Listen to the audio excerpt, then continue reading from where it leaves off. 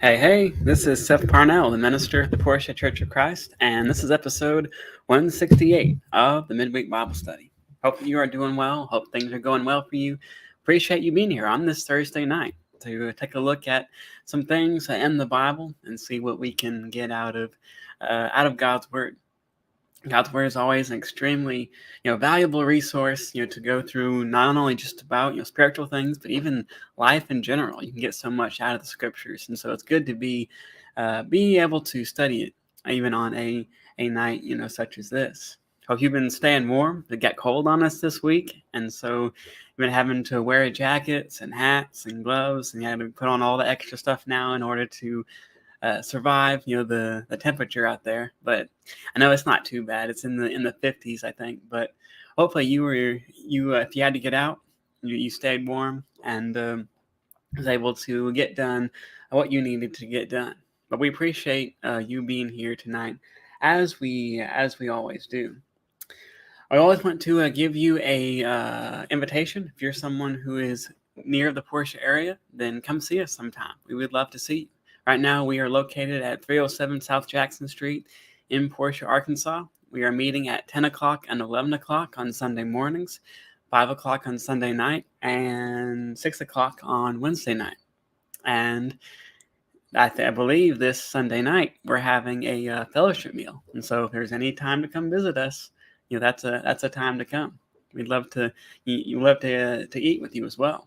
But I hope if you're in the area, you'll come see us sometime. We're studying the book of Acts on Wednesday night. We're going through chapter 5, and we're studying about the nature of God, and the Trinity on Sunday morning. And so I know that you'll enjoy those if you get a chance to join in on them. And so know you always have an invitation. And also, if you are someone who has any suggestions, if you have topics that you would like to be covered, by this program, then feel free to send those my way as well, and we'd love to take a look at them. We're getting down to the holiday season. We're already in November. We're having Thanksgiving this month, and then Christmas, New Year's, next month, and then the year's over. And so time's moving, really quickly. And so we'll be having some special episodes, coming up in conjunction, with that. But tonight we're just going to take a look at Hebrews, chapter 4. Hebrews chapter 4. But first, I want to say hi to a couple people who are here. Jackie Henry is here. Hope that you are doing good. It's good to have you here always. Hope you had a good day. Hope you stayed warm. And we got Cheryl Herring as well. Hope that you are doing good. Always appreciate your presence here tonight, you as well. And it's always a big thank you to anybody who joins us here tonight. And if you're later on, if you're watching the video later on, then we appreciate you as well. But down here in Hebrews, chapter 4, we have the writer of Hebrews who is not.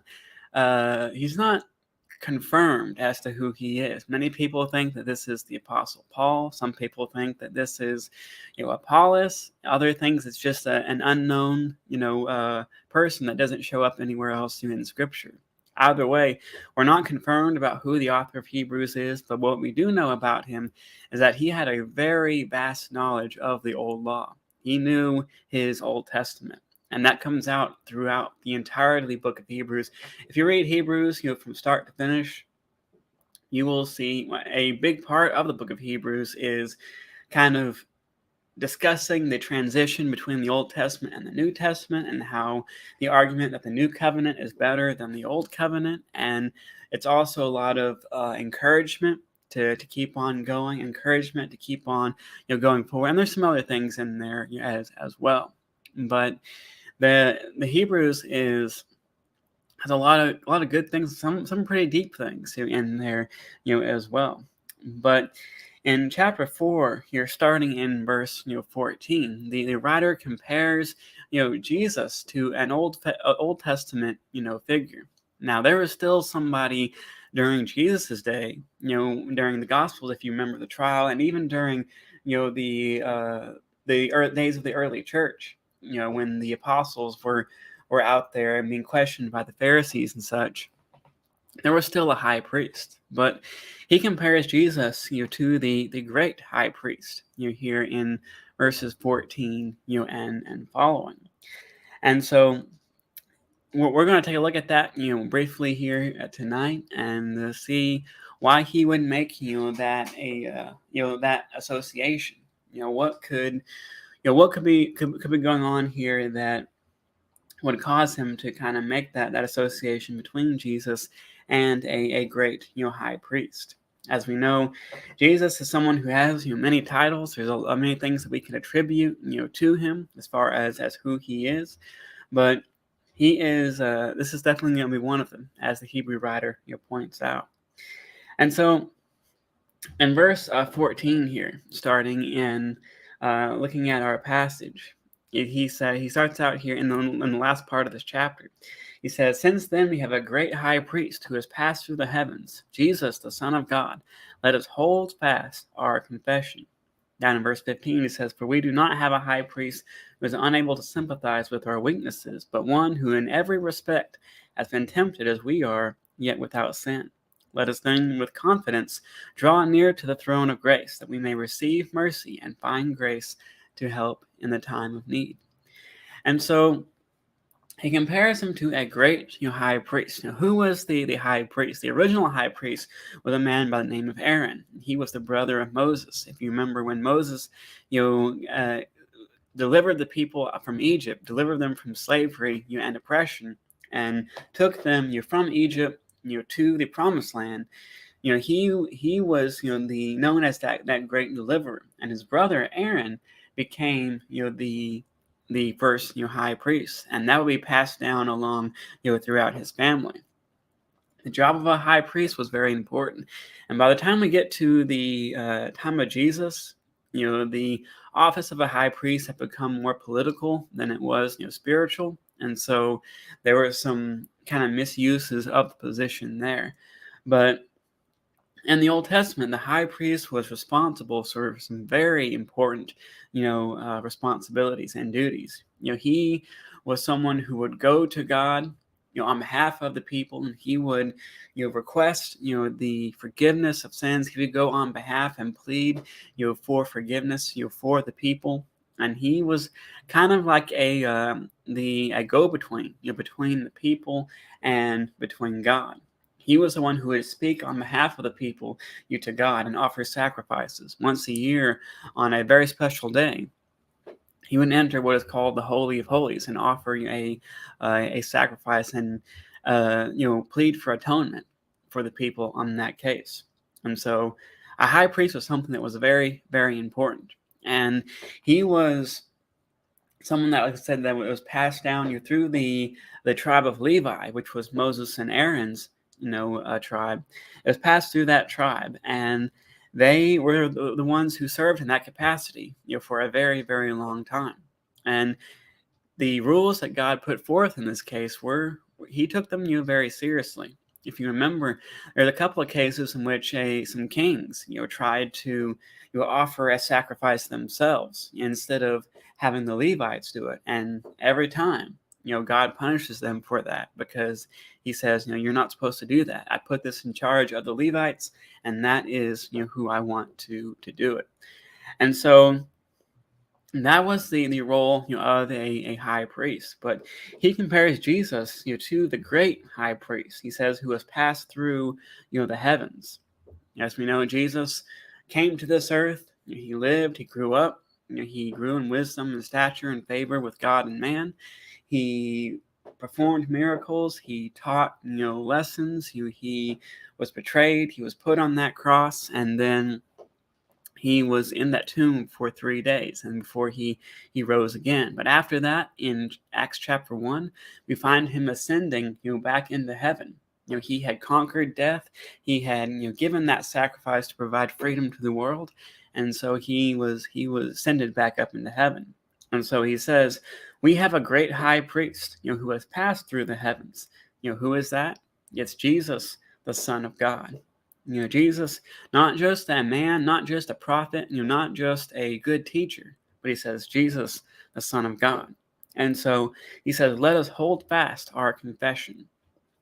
Let us cling to it. Let us hold on to it, very tightly. If you were at Portia, last night, you heard Tom did a Devo, and he said, don't quit, on the gospel. Don't quit, on your faith, because it's worth holding on to.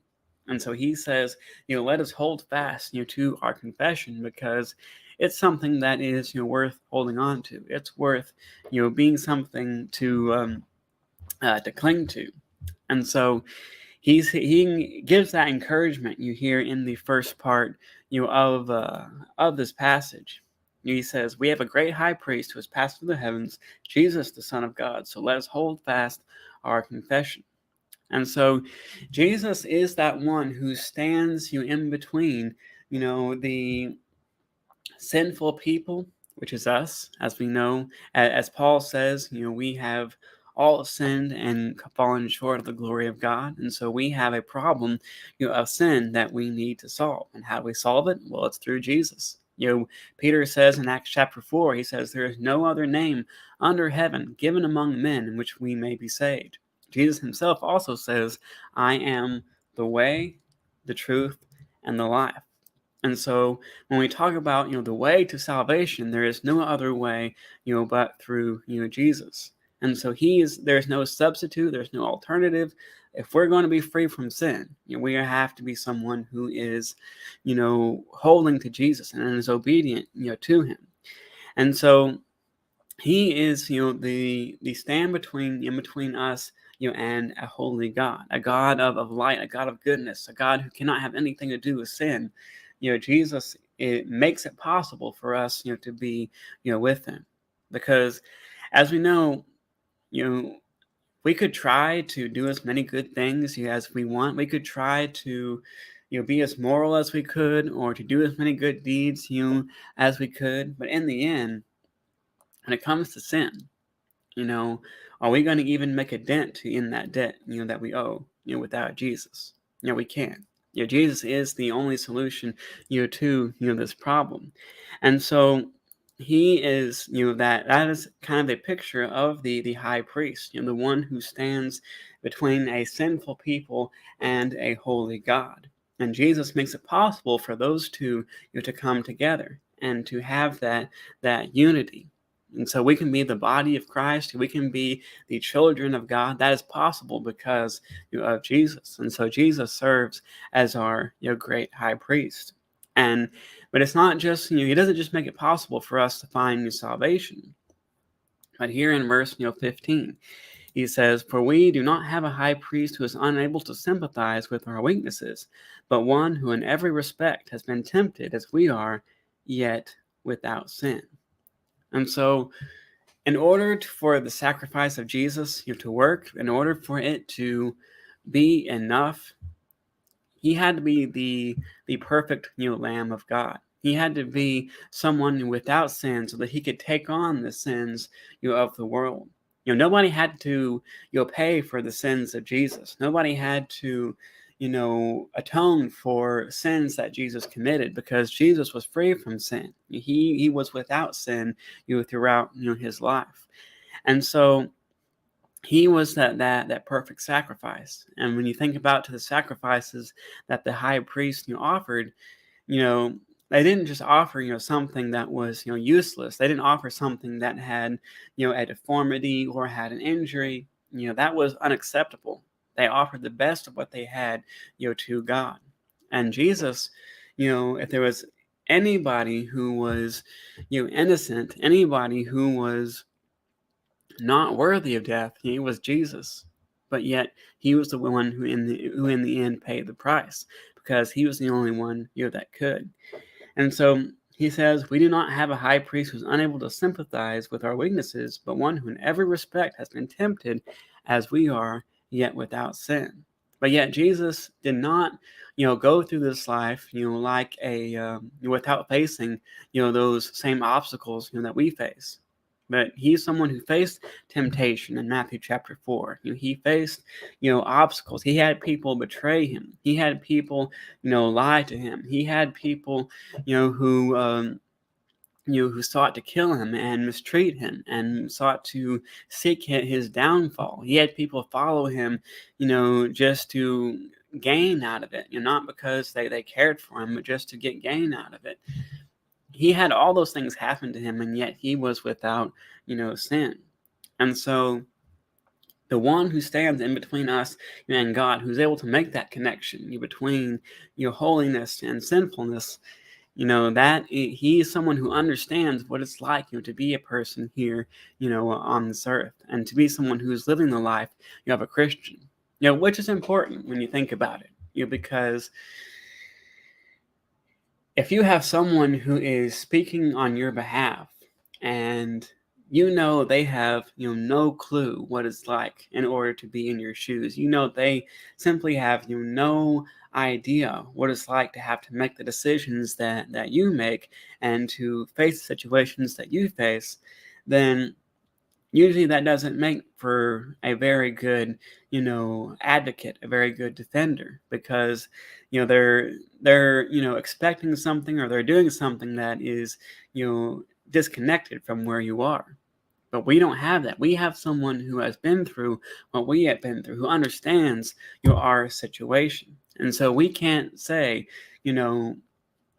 God, you just don't understand. God, you just don't understand what it's like to, live here on this earth. You don't understand what it's like to go through every day and to seek after righteousness and to avoid, sin, to avoid temptation. You don't know what it's like in order to go through that. We can't give that accusation to God, because Jesus went through all these things, and yet he was without, sin. He understands, he knows, and that's what makes him, that high priest. And that we can be thankful for that, because because of that, we have hope. And so God doesn't ask of us things that are impossible for us to do. He doesn't ask of us things that are out of our reach, but he gives us what we need in order to be a servant of his, and he makes it simple enough so that even people like me, who are sometimes not the brightest, we can come to God, we can understand what his word is, and we can be someone who accepts it and obeys it and looks forward to the promises that it has. It doesn't take from the scholar to the simplest person. They can read the Bible and they can understand what it is you're talking about.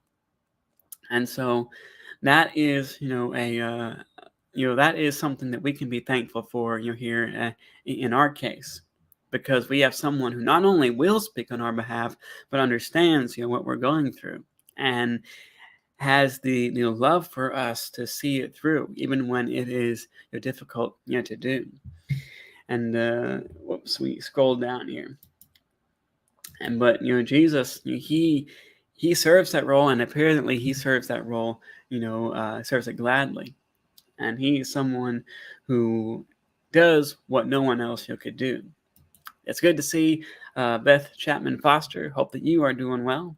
Glad to have you here tonight, and hope that you had a wonderful day today. Appreciate you being here. But Jesus, who is referred to as the high priest because of those things. And so in the last part here in verse 16, he says, let us then with confidence draw near to the throne of grace, that we may receive mercy and find grace to help in the time of need.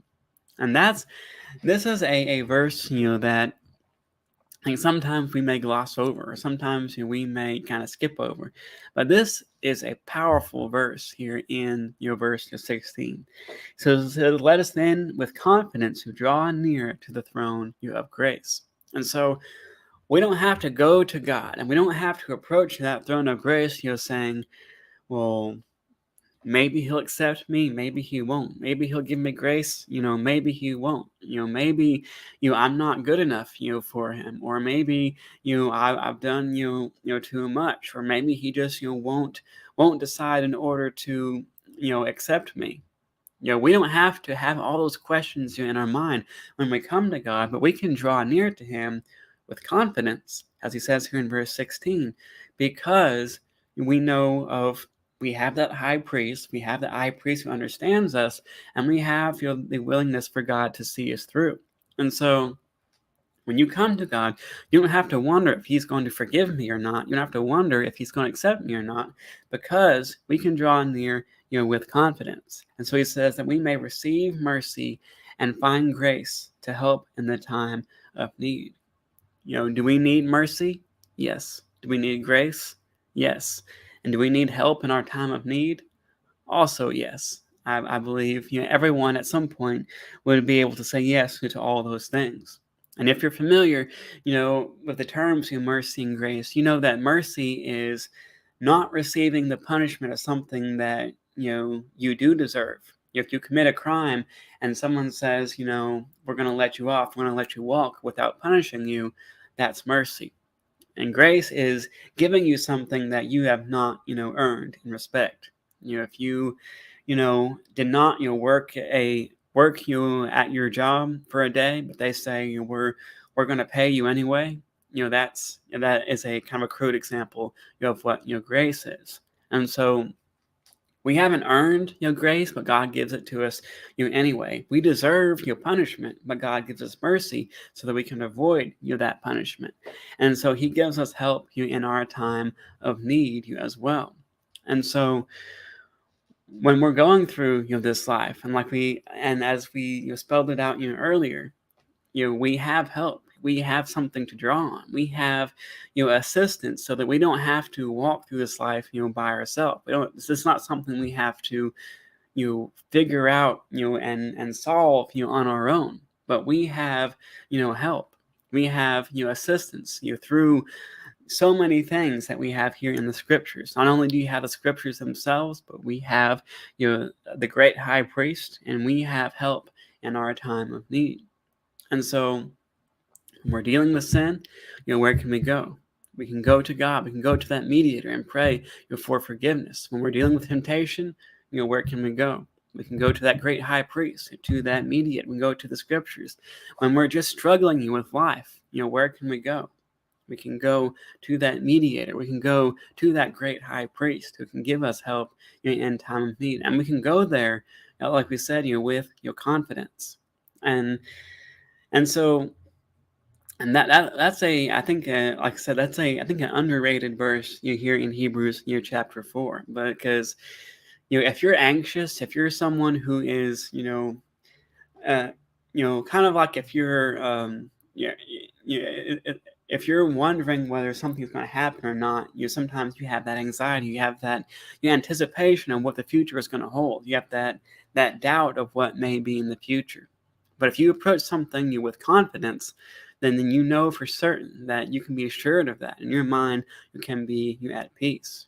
And we know that Jesus, the gospel gives us a peace that surpasses all your understanding. It's a peace that only can be provided, through the gospel. And so if we want peace, we have it, in our faith, in the gospel, because we can have the peace of knowing that when we come to God, he is a forgiving God, and if we're obedient to him, we can have that mercy, grace, and help in our time of need.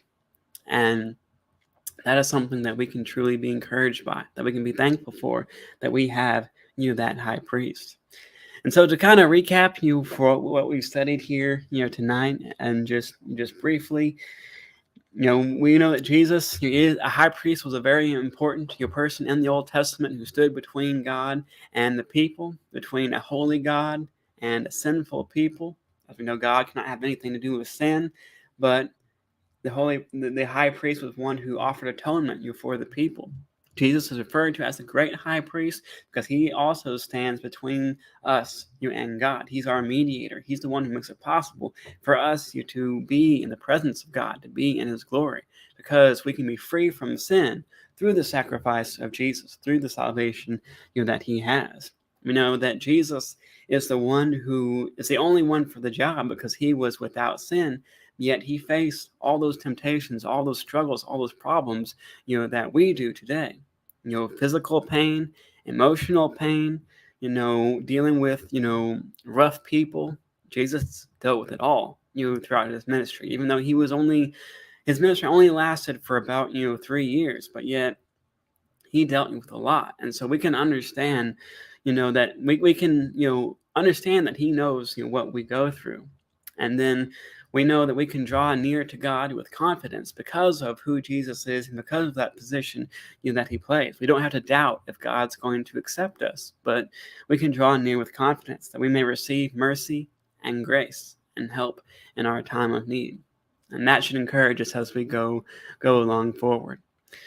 But I think that's going to be all for us here tonight. We will have, I believe, let's see here, what's next week. Next week is, I think we'll have another episode kind of similar to this next week, and then we'll have a guest the week after that. And we're going to have a later on the month, we'll have a special Thanksgiving episode, and then we'll have some other stuff going on. And so look, I hope you can join us in the future for some more episodes. We're here every Thursday night at 7 o'clock for a simple, short, Bible study. And hopefully this is something that does you some good and, helps you out as you're seeking to, as we all do, seek to be someone who glorifies God with what we do. But until then, I don't think I have anything else. And so we will bid you adieu. I hope you have a wonderful night. Hope you can go out and be the light of the world and glorify God in everything that you do. See you next week.